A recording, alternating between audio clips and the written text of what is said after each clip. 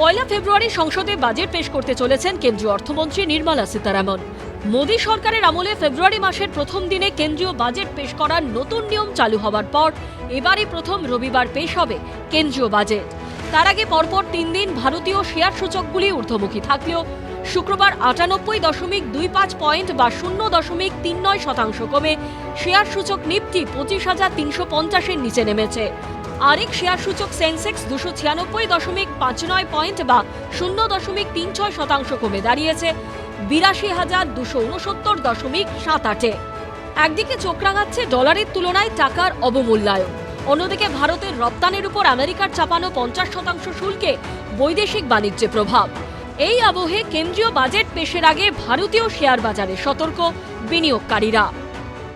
ডলারের নিরিখে ভারতের টাকার দাম ক্রমাগত পড়ে যাচ্ছে বা ডলার আরও শক্তিশালী হচ্ছে। এটার কারণ হচ্ছে অনেকগুলো একটা আন্তর্জাতিক স্তরের বিভিন্ন ধরনের চাহিদা এবং ভারসাম্যের ওপর নির্ভর করে। বিশ্ববাজারে ভয়ানক অনিশ্চয়তা রয়েছে, যুদ্ধকালীন পরিস্থিতি সৃষ্টি হচ্ছে, বিভিন্ন দেশের মধ্যে যুদ্ধ চলছে, বাণিজ্য যুদ্ধ চলছে। এগুলোকে অ্যাভয়েড করতে গেলে দেশের মানুষের ক্রয় ক্ষমতা বাড়াতে হবে। এই ক্রয় ক্ষমতা বাড়াতে গেলে কিন্তু আপনাকে দেশের মধ্যে জিএসটি কমিয়েও সেরকম কিন্তু মূল্য কমেনি। এই ব্যাপারে সরকারকে রীতিমতো প্রয়াস করে কিন্তু দাম কমানোর চেষ্টা করতে হবে। না হলে আভ্যন্তরীণ চাহিদা যদি না বাড়ে তাহলে বিশ্ববাজারে যে অনিশ্চয়তা রয়েছে সেটাকে সামলানোর কোনো রাস্তা আমাদের কাছে নেই। রাশিয়া ইউক্রেন যুদ্ধ সহ বিশ্বের বিভিন্ন অংশে চলা ভূ রাজনৈতিক অস্থিরতার জেরেও বিনিয়োগকারীরা জল মাপছেন বলে মনে করছেন বিশেষজ্ঞদের একাংশ।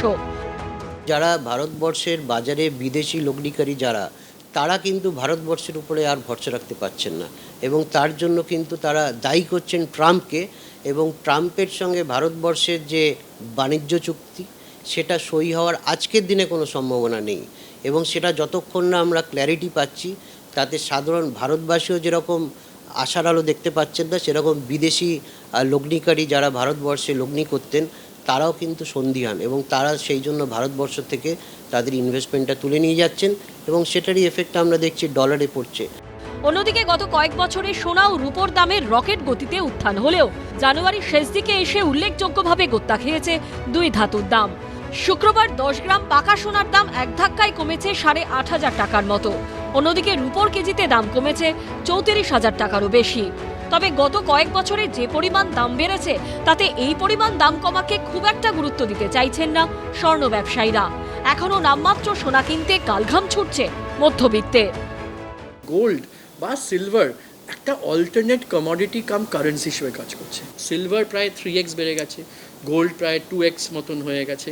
ফিউচারে যতদিন এই একটা গ্লোবাল আনসার্টি থাকবে, আমার তো দর্শকদের এটাই বলা যে তারা যেরকম যতটা পারে সেটা জুয়েলারি কিনে হোক, বার্স কয়েন্স কিনে হোক, ইটিএফে হোক, এনি ডিপ তখন কিন্তু আমার মনে হয় কাস্টমারদের দর্শকদের একটা চান্স পেলে বাই করে নেওয়া উচিত।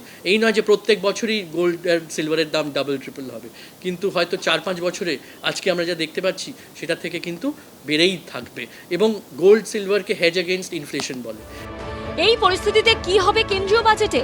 নতুন কি ঘোষণা করবেন কেন্দ্রীয় অর্থমন্ত্রী? বিনিয়োগকারীদের উৎসাহ দিতেই বা নতুন বাজেটে কি থাকবে?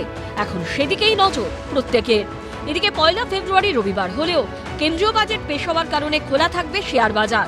অন্যান্য কাজের দিনের মতো এদিন শেয়ার কেনা বেচা করতে পারবেন বিনিয়োগকারীরা। তবে এক্ষেত্রে মানতে হবে কিছু নিয়ম। অরিত্রিক ভট্টাচার্যের রিপোর্ট, এবিপি আনন্দ। এবিপি আনন্দ, এগিয়ে থাকে, এগিয়ে রাখে।